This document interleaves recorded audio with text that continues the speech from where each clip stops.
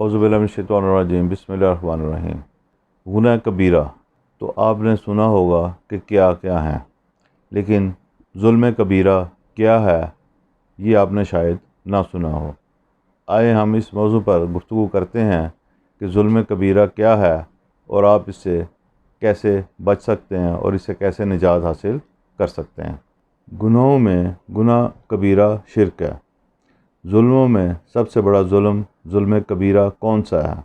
کیا کسی کو جسمانی اذیت دینا، کسی کا دل دکھانا، کسی کے ساتھ زیادتی کرنا، کسی کو دھوکہ دینا، کسی کے ساتھ بے وفائی کرنا، کسی کی پگڑی اچھالنا، مخلوق الہی کو تنگ کرنا ظلم کبیرہ ہے؟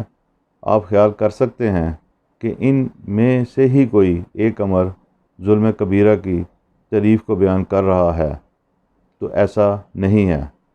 در حقیقت کسی انسان کا خود کو، اپنی ذات کو یا کسی دوسرے فرد کو ایسی غلط فہمی کا شکار کرنا کہ وہ اپنے اوپر ہونے والی زیادتی کو بخوشی قبول کرے، در حقیقت ظلم کبیرہ ہے۔